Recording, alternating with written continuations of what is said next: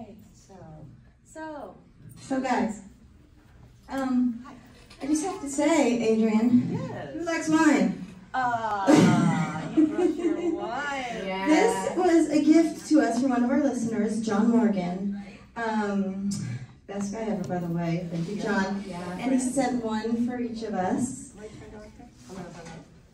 You broke a second on that one. You're broken. No, sometimes you just have to turn it on. Well, last night it was on and it wasn't working. So, oh, right. I mean, sometimes it's broken. Yes. But no, John sent us a Crystal Lake wine bottle each, and Oh my she goodness. signed it. Yeah, And pure white. I told my husband, I said, we're not drinking it. It's Oh staying, no, you have to. it's staying on my I'm shelf. drinking it. It's staying on my shelf. We'd have no business if you didn't open the wine and actually drink it Well, and then order more wine. Well, I'm going to order more to drink, but this is a chef piece. Well, thank you. It is my own artwork, so I have a lot of fun Yes. with the labels. And of course, over the years, Alice has progressed from hanging over the first three labels. She was hanging over the canoe. Now she's sitting upright, and now she's holding the glass to the moon. Living strong. As Alice has progressed with the rest of. Hey, Jason just popped up. Yes, he did. Oh. Jason just appeared. You want to see something really freaky? Come here, Jason. I want to show something. Come here. So, Scared of you. well, he did scare me before. I'll show you what he did. This is the coolest thing. So, stand right here, Jason. Now, so imagine, if you will, face the audience, Jason. Imagine, if you will, we're standing for a photo op, and I say to him, do you mind if I see your real face? And he, what did you do, Jason? I screamed! I totally freaked out and screamed. That's brilliant! Isn't that great? Beautiful. I mean, seriously, I never expected that. So ask him if he pulls that off, we're in real trouble, I think, huh? Yeah. We all know What's under that one? Yeah. right? Well, I don't know, do we? I mean, really. Because have we actually seen the real Jason? I don't know. The layers and layers. Layers and layers of Jason, I wonder. Which one? Well, that's it. There's so many, right? Just keeps getting more and more decayed. Yeah, gets older, like the rest of us. Even me, even dead. Even Jason decays. Yeah. Pretty soon he'll be stocking the Crystal Lake retirement home. There you go. That's the, if Sean and Victor don't get it together, that's going to be the next sequel. The nursing home.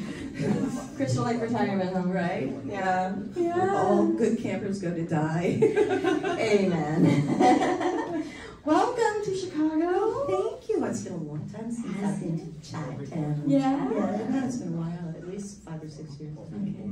Yeah. How's the convention? My nephew moved here pre-pandemic for, he graduated and got a job as an engineer in Chicago, and we're all very excited. So I finally get to see him tomorrow night. So that's been a long, long time. But Stacy, all of you know Stacy, my manager, she is the coolest lady in the world, because I said to her last night, I said, I have this picture of my nephew. He was probably 3 years old, maybe 5 years old. It's early 90s, Weekend of Horrors, when there were only maybe 25 people at the Weekend of Horrors, back when conventions weren't even conventions, you know, and it was in LA. And I said, and there's this picture of him, and he's, well, now he's 30-something, and he was like 3 years old, and he's standing next to me on a chair, I think, and we both got our Weekend of Horror shows. Stacy pulled that picture up. She had it in her phone. Oh. I mean, she is amazing. She's crazy. But anyway, so I'm going to get a picture of him tomorrow night. And make sure we have the t-shirts on. Right. 30 years later, right? Crazy how long it's been going on. Yeah, and also, can you imagine, like, did you ever imagine horror conventions would be a thing? You know? No, I mean, they kind of evolved, didn't they? They just, you know, they started out real, I mean, the first time I ever went to anything was right across from Penn Station in New York City, and it had to be the early 90s, and Tony Timpone called me up, and directly and said, you know, would you like to join, like Tommy is gonna be there, and I said, sure, and think Kane might have been there too, but it was just a couple of us. And I have this Polaroid picture or some picture where literally like everybody at the convention is in one room and there's like maybe 30 people. That's how it started, you know. But I don't think anybody charged for any autographs, but I think we were just as surprised and happy as you all were there. That came around when people finally realized it's a business, like everything else. It's a business. Well, it's a business, and it's dreams come true. Well, that's for us especially. Oh yeah. If anyone had told me, or I'm sure Jamie, I started watching horror movies when I was 8 years old, and that was 30 years ago. Okay, if you had told me in 1990 I would get to meet you ever in my life, I'd be like, and where? Huh? And there I was hiding under a rock. You know, without social media, who knew? Yeah. And it wasn't until what I call the Bible, the Crystal Lake Memories book, Peter Brackey unearthed me. It took a lot of unearthing because I was just doing voiceovers and looping and very cool things. And I can plug the audiobook at this point. Final Girl Support Group by Grady Hendrix. I do the audiobook for that, 13 hours if you have nothing to do someday and a long drive. It was a very cool experience because I thought when I signed up for it, I was just doing one voice, the narrator, and it's like, no, you're doing everybody. so wow, that was intense, but I think I pulled it off. So, let's take it back to the beginning. Tell us how you got started in acting and everything. I had no choice. I had no say about it. I was 6 months old. I had a very bored mother, I guess, who was probably looking for, additional income. And we lived right outside of New York City. And she said, "You went to strangers very easily." Is that a good thing? I don't know. And you didn't cry. It's like, a very strange child. But anyway, that's how I started, was in commercials at 6 months old. And she threw my sister in it and my brother too, but they were like, I don't want anything to do with this. And I just, I grew up in it because I actually enjoyed, when I finally knew what I was doing, I enjoyed the family aspect of being on a set. And that's really what it came to. Because my mom, little did we know at the time, she was manic depressive. So, you kind of have to go elsewhere. And as a kid, it's like, there it is out there, and you're kind of drawn to that energy. And so I got the best of the situation. My brother and sister opted out and went to actual school, and I would do whatever I had to do to get through, as long as I kept my average up, and I did. And so I worked all through school and all through high school, and I went to FIT in New York City, and the Guiding Light was around the corner, so I got in on a fine arts scholarship, but pretty soon thereafter my professor said, "Adrienne, now we know you can paint, and we know you've been sneaking out to do some jobs and whatever, but you gotta really focus. Focus on one thing," and it's the best advice he gave to me and I can give to any young person out there. It's like, find your passion and just do whatever it takes to get there, because eventually you will if you're persistent enough. But if you're multi-focused, it kind of splits all your energies around. And he said, "You'll always be able to paint." God bless him. He was right. I still can paint. And as a matter of fact, with the pandemic, I spent an entire year in my studio, which was, I know it sounds strange, but it was heaven.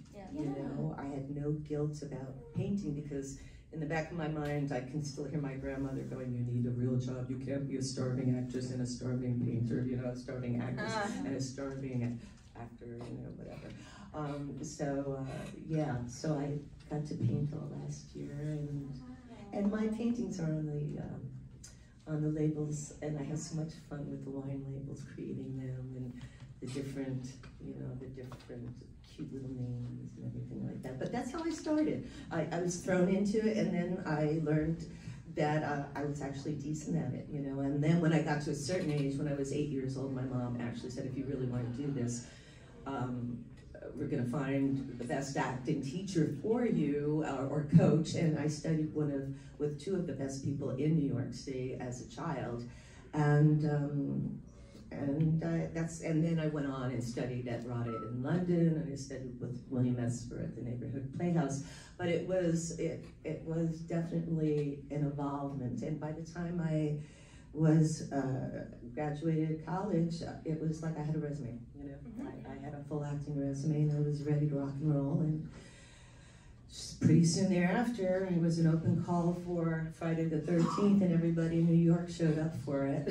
Seriously, everybody under the age of 30 showed up for it, and it was basically the summer of 1979 was casting and callbacks, and then more callbacks, and pairing up the guys with the girls, and it wasn't until the last, I would say that was already a month into summer, into August, mid-August, when I was down to like final 5 girls for Alice, and we all screen tested it, and I always say I think I got it on my screen, but he had us. Sean was there, and he's directing it, and he's like, "Okay, you see a dead body coming down from from a tree, react, so it was that kind of thing. It was really a fun audition. But I remember actually crawling on the floor, and it was not swept, so it was gross, but it was memorable. And I think it was later that afternoon, I got a call from Sean going, "You're my Alice," and I went, "Yes." So, maybe the crawling on the floor helped. I think because you're shooting outside, in the dirt. Right. Yeah. She's not afraid. And Right. Yeah. Fearless. Fearless of the Until dirt. Betsy Palmer shows up. It's like, oh my God, she scared me. The director kept us apart on purpose because he knew we would bond. And and we did. Later, when we were reunited for the first time, which was 24 years later, maybe. Wow. 1984, I think that's the right math. Could be longer. It's okay. When the left side of the brain takes over the right, or vice versa. Numbers are hard. Yes. Well, for me, my sister's a brainiac. Me too. Bad with numbers. Yeah. No, give me a paintbrush, I'm good. As long as I don't have to count. Yeah, see. Adrienne, I would love to know, do you have any onset memories, like favorite memories that just makes you go, oh?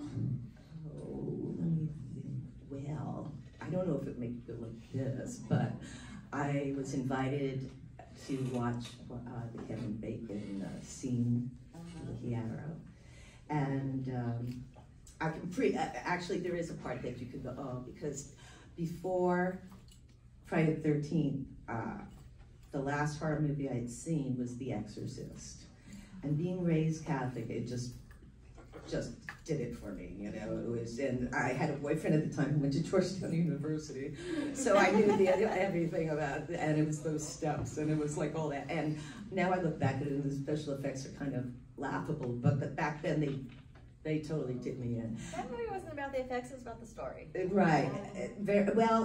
It all helps, right? It all helps, but I mean, when you're from a religious background, it's true. It's what you do and hear that makes it the scary part.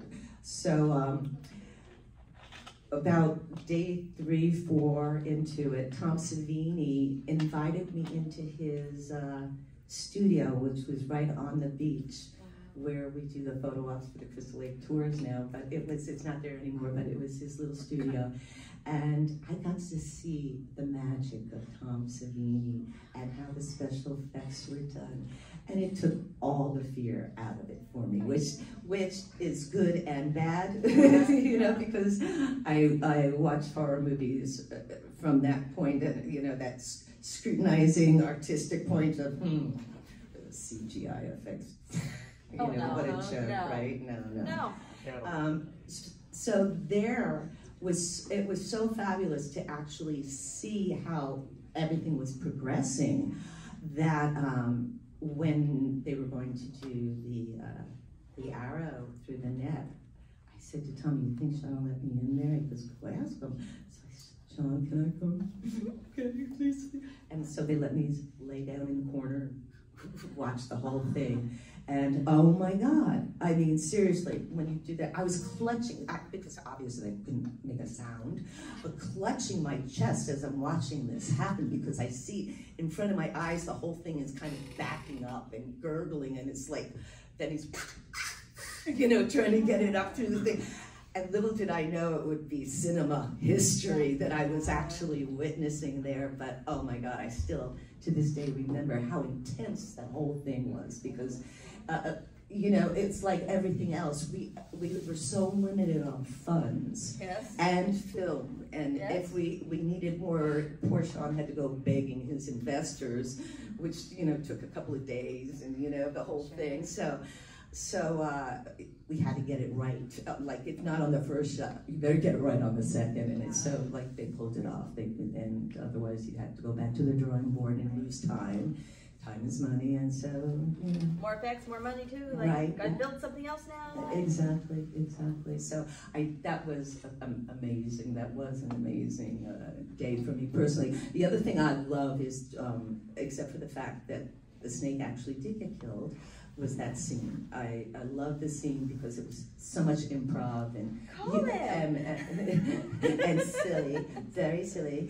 But you could just see how each actor just had such a great comedic sense. Yeah. They were so natural, and we all worked off of each other so well.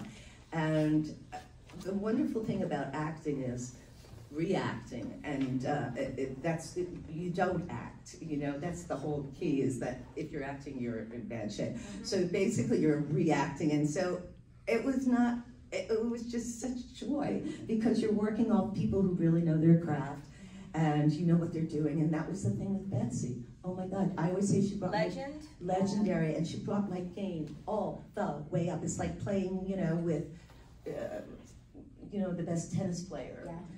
Your game's gonna get better. And oh my God, I still think about when she looks up and leans on the doorway, and I swear to God, the hairs on the back of my neck just stood up, and my voice really cracked. You know, you can't fake a cracked voice, but that's what she did for me. It was all reacting to her. She was so monumental as an actress, and such a giving actor. I mean, so giving, because, you know, it's like I've worked with people who haven't done a lot of film work, and even though I had a ton of experience, you know, actually being the star of the film is a big deal when it's your first, you know. But she was very giving to me, and Sean was an amazing director, because he actually let me watch my own dailies, which is kind of unheard of, but it was actually entertainment at camp for the night too. So I got to learn a lot by just seeing what came back from. It's not like you could do video playback. You had to wait for the film to actually come back. And so continuing on that thought, when we actually did get the final day of the canoe shot done in the water, it was October 12th on Friday. I have my date book still. I have everything from because I never thought it was going to be released. I thought we were going to run out of money, and we'd never have enough money to finish post-production. So I was going to make a collage with all the stuff I have. That's it, all got thrown in a box, and never had to open it until I moved. You know, it's like, found all things you find when you know go things. I found my grandmother's ring that I always show everybody that she gave me. She gave me it before the first movie and said, "This will bring you good luck," and God knows. Thank you, Nana. Yeah. You know, it's in part 2, and if anyone's seen Jason Rising. Anybody seen Jason Rising? I did not yet. I so want to. Yeah, it's on YouTube, so take a look, and that's all I can tell you. Just, you'll enjoy it, I think. We'll see. You let me know if you enjoy it. How's that? It's a lot of fun. Yeah, it's fun. Well, exactly. No spoilers. It's a lot of fun. You'll have a good time. Yeah, I can't wait to Promise. see it. And so, you know, what was something that was particularly challenging about the shoot? Well, then I can finish out the story. I was just talking about perfect with the canoe. So getting that last shot in the lake was definitely a challenge.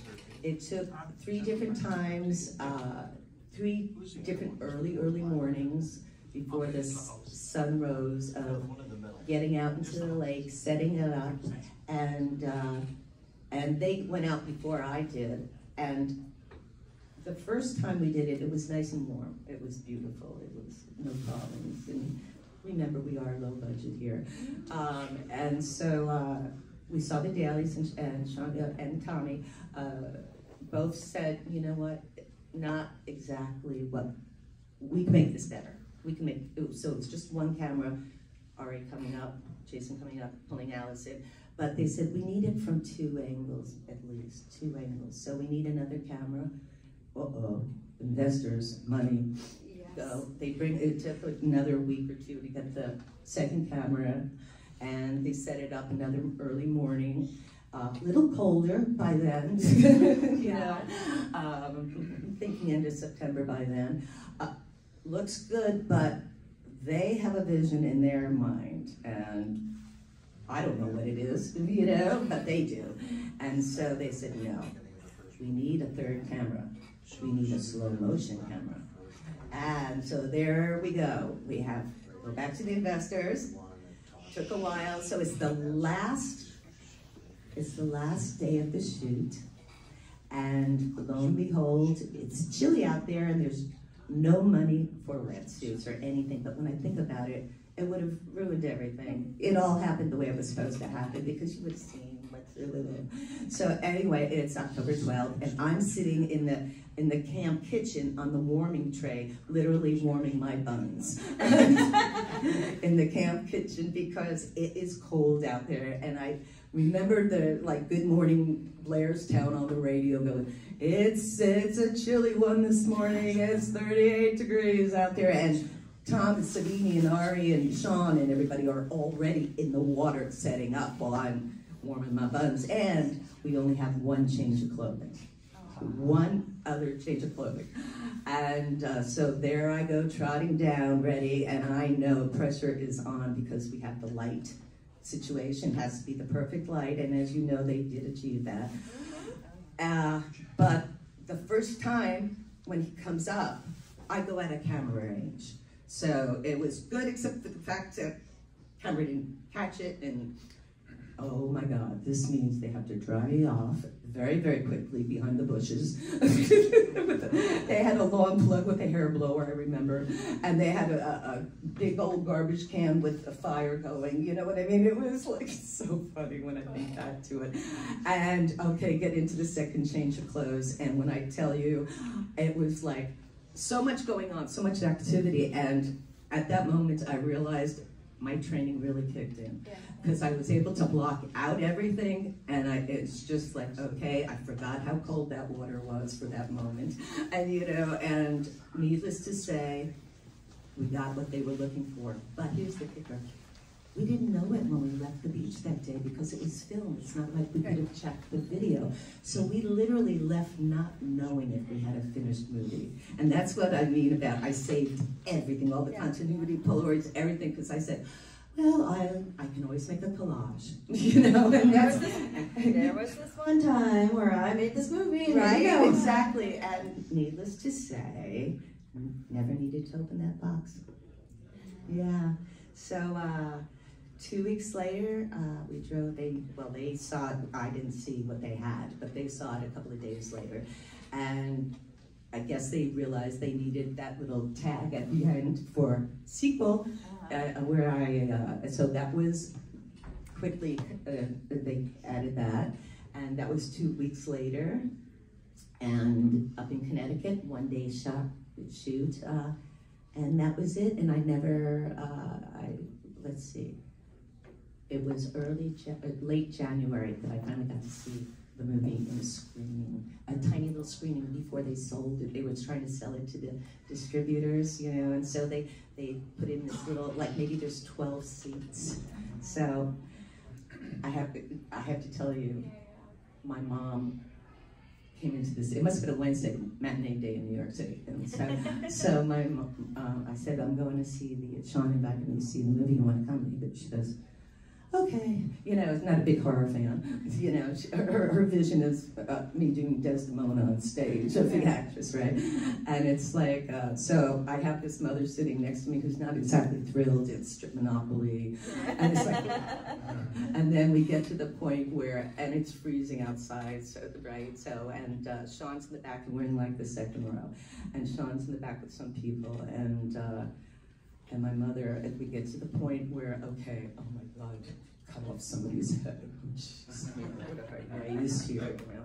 And she's ready to put on her coat as I'm in the canoe, and it's like, shh, quiet, stay there. She's like, shh. Well, Ari comes up, my mother goes up. 20 feet at least.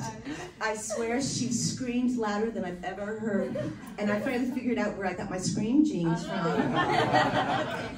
And I turn around, and sure enough, there is Sean shaking hands with, I later found out, Mr. Paramount and Mr. Warner's in the same room at the same time. And they both wanted it, which is why the rights are split. And Paramount got North America, and Warner Brothers got the rest of the world. So I always say my mom had, even though she hates to admit it, she might have had something to do with helping sell that film very quickly. You know. You're like, we want that reaction every time. Right, right. It worked. It sure did. It sure did. So I got And one. it still does. Oh, yeah. You know, that's the thing. I still watch it with people, and I still jump. You know, it's like, You know it's coming. You know it's coming. and it still works. Yeah. I got one. Sorry. I got one more question, then we'll open it up to the audience. And that is, what does it take to make a good final girl? Oh, well, first things first, you have to really want to live. You have to really want to live, because we all know Alice was not much of a warrior.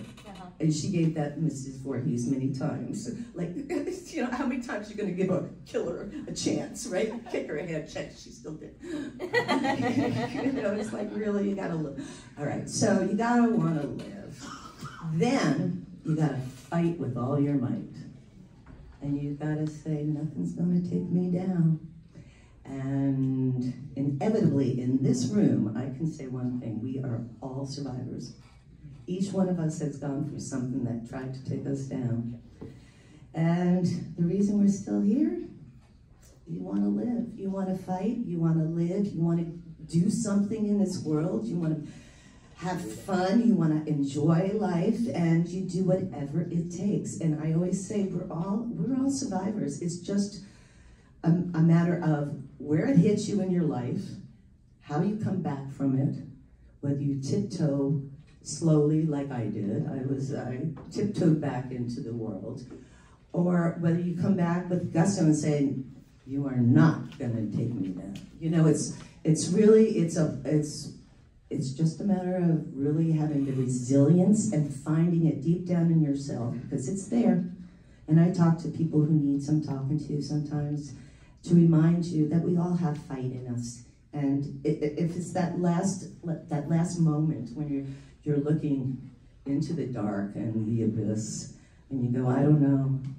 I'm here to tell you 40 years later, 42 years later, after what I went through, I am such a happy camper, and there were times when I didn't know if I was going to make it to the next day. So I'm here to tell you, it's worth waiting, and it will get better. I promise you that. And it takes time. Don't expect it to happen overnight. If you need to heal and it takes time, you give yourself that time it needs to heal. Because it's different for every single person. And I often used to wonder, why? Why did I have a stalker? Why did that all happen, you know? If it's all of that, I look back now going, it's actually, it made me into a whole person. It gave me the passion that I need to see in other people sometimes what they need, you know, and it kind of gives me purpose now. I feel like it was all worthwhile, and I think out of whatever pain you've gone through or whatever suffering, if you can find some sort of awesome. And there's always a note somewhere, if you look hard enough, you can find it, of positivity in whatever you went through. And you can, out of that, you can build a life again.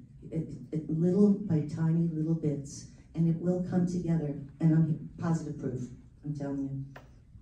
Yeah, so this is to anybody that's having a rough time, hang in there.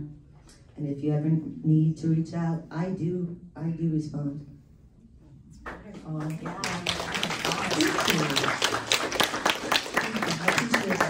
And guys, I want you to know, you are the reason I am fully healed too. It was that convention in Chiller in 2004 that I came back for.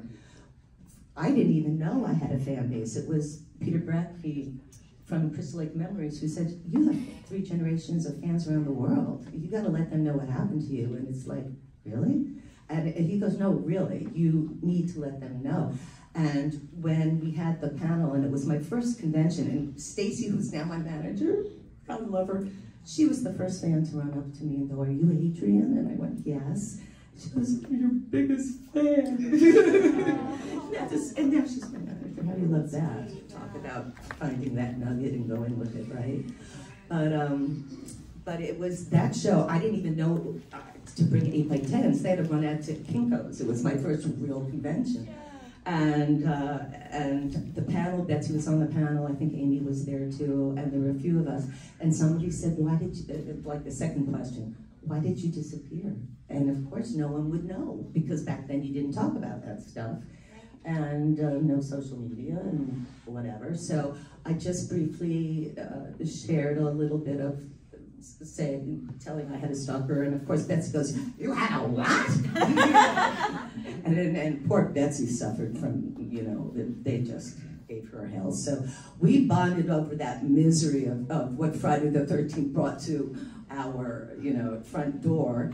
But it was when I explained to you all and the campers, my campers, because without you, I wouldn't be here. And I said to everyone in the audience, I didn't even know you were here. And I could hear sobbing.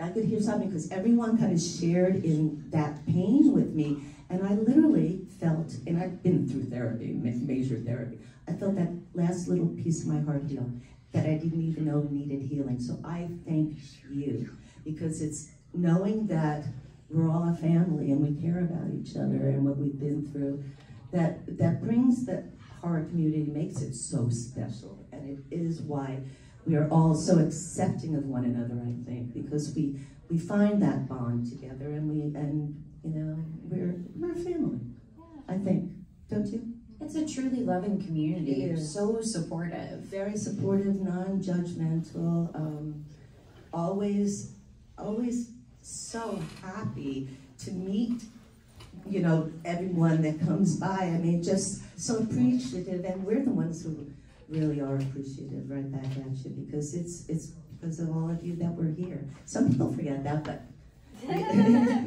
but you know. But we do know it's because of you guys, and hopefully the grumpy old men will get their act together and we'll get another sequel. Yeah. Please. Yes. Please, wouldn't that be nice? But yeah. So you want to open it up? Yeah, let's open it up to the audience. Raise your hand high. Let me see. I got in here a few minutes late. I hope I'm not asking anything that you covered. I watched Jason Rising a couple of days ago, and you were great. It was excellent. Is there another fan film that you've done, or? No, that would be it. Originally, Deborah Voorhees, who did Fanboy 13, we were talking in Idaho. I had a Trailblazer Award in Idaho at the only film festival run totally by women. In Boise, yeah, and met up with Deborah there, and we were discussing it, and I told her I would be very interested in reading the script, and when I read the script, it was way too close to home for me, and like I said to her, I said, I spent way too much money in therapy to go open that box again, and so I opted out, but I had told, you know, I wanted to support her and everything, but yeah, no, every so often I'll get a script, you know, a fan film. And that's all we can get. yeah, that's it. Yeah, and I really liked Never Hike Alone. Did you see that one? Yeah. I liked that. I thought some of the Finley DeSantis' work was very good in there. And then I knew a director up in Portland named James Sweet, who I've seen a lot of his work, and I'm very close, which doesn't hurt, you know, being in the same state. And they worked on the script until I read it and went, yeah, I think this is gonna work. I think this will work, and no spoilers. You check it out and see if it works. But I'm always happy to support a good, independent film with passionate people, because it's where I grew up, you know? That's what Friday was. Right, right? Exactly, just a whole bunch of purely passionate, talented people, and when they all get together, magic happens. You know, of course, Friday the 13th was the perfect storm, but everyone can, you know, hope to achieve it. And I gotta tell you, the fan films are getting better and better. They, you know, we're getting a lot of talented people out there, and hopefully, it'll all come back to us, and we'll all get our part 13. I wrap things up at least, you know. I mean, not forever, but at least for now, you know. It's like, come on, in the next, Alice only has how much more time before she's in a wheelchair, you know? Never. No, I'm teasing, but knock on wood, jeez, that's not tempting any fates, all right. But literally, do you remember when they were trying to get the final girls together for a film and everything? I used to joke, I said, by the time they figure it out, all our final girls are going to be in a wheelchair, you know? It's going to be dueling each other with. Kane. And any other questions out there? You. And if I missed it, I'm sorry, but I remember hearing a story about you being a bigger part of part 2 instead of being killed off earlier. Was there a story to that?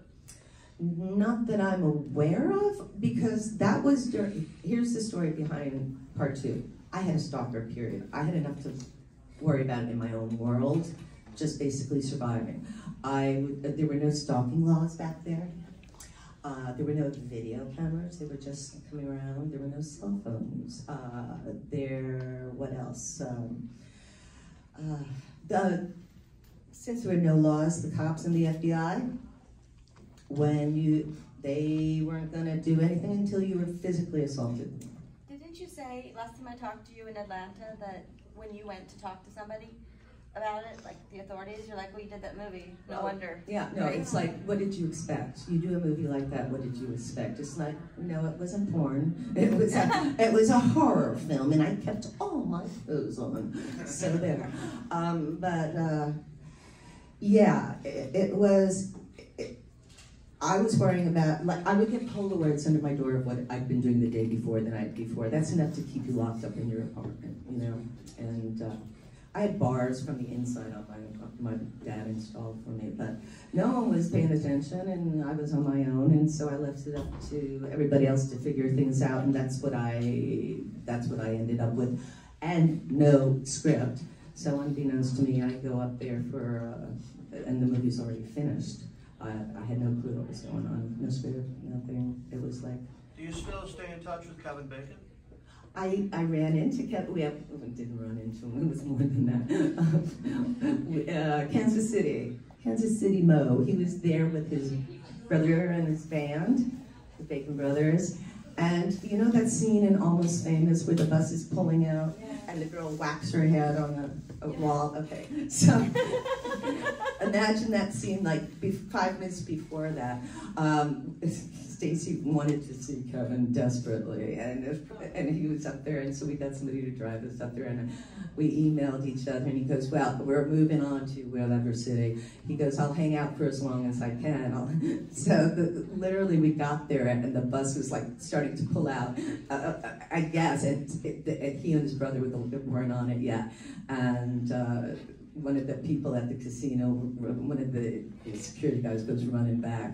At first they like chasing us out, and it's like, what are you doing here? The show's all over. And then he looks at me and he goes, whoa, I saw you last night with my mother. We watched you last night. He goes, I'll go check if he's still here. So he goes running, and sure enough, he was still there, and he came down, and we hung out for about 10 minutes, and everybody got their photos, and so everybody was happy, and I found out Pinot Noir was his favorite, so I have Campfire Pinot Noir, so sent him a case, and he told me he was a very happy camper, and he Carol loved their Pinot, yeah. One more thing, because you mentioned Almost Famous, probably one of the greatest movies ever made, not just based on the 70s, but overall. Yeah. Just I looped on a movie. You did? Wow. With Cameron Crowe, yeah. wow. Yeah, fabulous. Fabulous movie, one of my faves. Top 10. Any other questions out there? The beginning of part 2, how many takes did it take for, because you pretty much improvised that whole scene, right? I did. I improvised the entire scene because nobody wrote it down for me. One take. One take? One take, they got a flesh wound. No, it took 2 takes because the first time, the retractable ice pick did not retract. Talk about checking, and recently we've had that whole thing. So yeah, check your own props, guys, because they don't always work. And the prop master, along with everyone else, basically, except Steve Meyer, was gone. I mean, it was a skeleton crew. I think, I always say the coffee delivery guy was the Jason that night with the ice pick. That's how bad it was.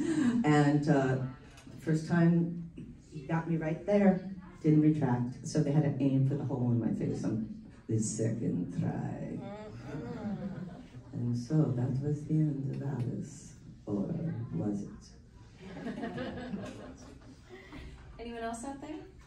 Was in the canoe scene, was Jason like kneeling down on something, or was he treading water before he comes up and grabs you? We were in a waist-high water now. You can see in some of the outtakes where Tom Savini's like up to his waist. Okay. So he had leverage, you know, from the sand or whatever. Yeah, and if you go to the Crystal Lake, the Boy Scouts open the place to the public now, and they have tours. Sometimes I'm there, sometimes I'm not. But they do such cool stuff, and they have it, the area all marked off now, and so you can see exactly where it was. And I'm not supposed to tell you because the newest thing they added was they actually, where it took place, they have a little machine now because they make so much money off the fans now. They put it all back into the camp, which is so cool, and they have little bubbles coming up like Jason's there. Have fun. So fun. Yeah. Anybody else? They also rebuilt Alice's trading post. You know, the gutters Alice was repairing. By the way, do not hire that woman to repair your gutters. She does not know what she's doing. Yeah, they built Alice's trading post, rebuilt it, and it's huge. I mean, it's big, it's beautiful. And the fans are all responsible. Isn't that the coolest thing? That is so cool. Yeah. It's a win-win. That, you know, they make money, and we relive our childhoods. It is, you know. Yeah. Sorry. Go ahead. Who are the other actors you beat out for the role? I don't know. I don't know. One girl had braids. I don't know. We were all just starting out, you know. I mean, I laugh when they say Sally Field turned it down. Yeah, right. Sally Field was going to do it. It's like, seriously, folks? No. They didn't have a huge talent pool, except for young fledgling young actors and actresses that they could, you know, kind of keep in the woods. No one completely and totally established. Yes, Right. exactly. Time. Get away with what we got away with. Any other questions? Yeah, one more. What is the actual lake called that's out there? It's called Sand Pond. Okay. And it's called Camp Novi Pasto, which stands for, we all thought it was an Indian name when we first got there, North Bergen Boy Scouts. Nobody buys that. Is that funny? Doesn't sound What's Indian? Where is it? It's in Blairstown, New Jersey. New Jersey. Yeah. Thanks. Yeah, and the town still looks the same. The Blairstown Diner, everybody embraces it. It's all like, you know, back when we made it, no one wanted us there, but now it's, you know, it's a cool place to visit. Yeah. Got any other questions? Ma'am? What would be your ideal ending for Alice? Oh, well, no ending at all, I think. painting in her studio, drinking fine wine. I saw another one back there. Yeah, this is just a comment that when my daughters were old enough to see the movie, and Mrs. Voorhees is chasing you, I just noticed that she looked so much like my ex-mother-in-law. I just blurted out, "That's Grandma Renee," and my girls said, "It is Grandma Renee." Who knew? Grandma Renee was just moonlighting, was she? Huh? So on our podcast, we have a couple categories that we go over every time. So we wanted to know, do you have a favorite kill in the franchise? Whether it's the first one, the second one, any of them? Your kill or anyone else's? Yep. I do like Alice's kill. I have to say, it's pretty amazing. But being that I actually witnessed poor Jack's demise, you know, that was pretty special. I always will have a special place in my throat. Yeah, I kind of enjoy that, you know. And another one of our topics is fashion moment. Fashion moment. Do you have a fashion moment? Do I have a fashion Yours or anyone's, it doesn't matter. Yeah. I hate Kelly green plaid more than life itself. Oh my God. Oh my God. So I think the story behind that whole thing is, obviously I had no script, I had no wardrobe fitting or anything. And when like I said, I was just basically holding my own life together at the moment, at the time. But I said to Sean, whatever you guys need me to do, little did I think, I'm there for you. And he said, what's wrong? And I said, oh, it's just a private matter. Well, I think they thought I was pregnant, is all I could think, you know, and maybe they just figured I might show up with a big belly, and so why not make sure with a big old ugly fat jumper to put her in. Just the ugliest fashion. And you have to understand, I went to FIT. I am a fashionista. I mean, seriously, I worked for Julio and got him into women's wear daily in the late 70s. So I love my fashion. So it hurt me to put that on. It really hurt me, but I didn't have much of a choice. It was either that or nothing, I guess. That was actually our fashion moment. That's the one we picked. Was it? Well, because she lives in Tucson where it's very hot, so she doesn't know about wearing warm clothes, and I live here. Right. And I'm like, that's cozy, and I'm also very lazy, and I don't really go out much. So I'm like, this is something that I wear daily at home, and I'll probably go to the store in it. I don't even know when do you wear that? Yes. When are you supposed to wear that? It's 100 degrees. I'm like, that's cozy clothes. Yeah, no. Yeah, let's just fall asleep in this thing that, oh God, it was so hot too. It was melting. Yeah, that's my fashion moment. Well, it's unanimous then on this stage. Yeah, this is amazing. Well, that does it for us, guys. Let's give her a big thank you so much.